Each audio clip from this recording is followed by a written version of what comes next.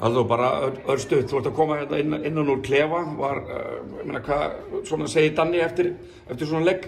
Bara, hans seinni hálfleikurinn miklu betri hjá okkur heldur en fyrir, við kannski byrjuðum heldur flatt og þeir svona stjórnuðu tempóinu.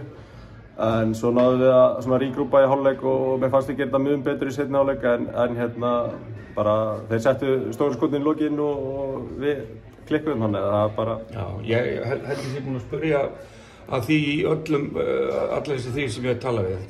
Þetta skilist bara það í lokinn og þeir hittu skotunum og þið ekki. Þið voruð alveg að fá opinn skot. Það er bara alveg satt sko. Það er svona mín tilfinning að beint eftir þetta. Þeir settu töffara skotin í lokinn og við vorum kannski...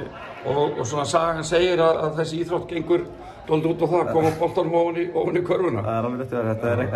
Þetta þarf ekkert að vera svakalega flókið og hérna, það var bara þetta, mér fannst við gera mjög vel í seinni hálfleik, fullt af deflections og svona náðum að þjappa teginn kannski aðeins betur og hérna, svo já, bara kútast þá að sett skotin í lokinn. Hvað með byrjunina hjá okkur á, einhvern veginn finnst mér eins og sé dálítið annar bragur yfir ykkar liði núna en svona undanfarin ár. Já, hver er þín tilfinning? Alveg klárlega sko, við erum svona að reyna að leggja upp meira með varnarleik þó að við fengið 104 stig á okkur hérna.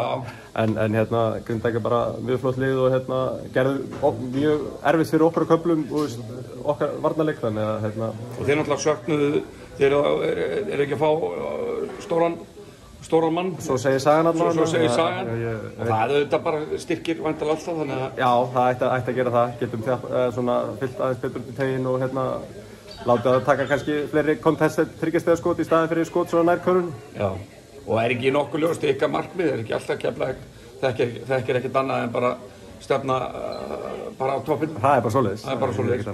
Frábært, takk. Thank you.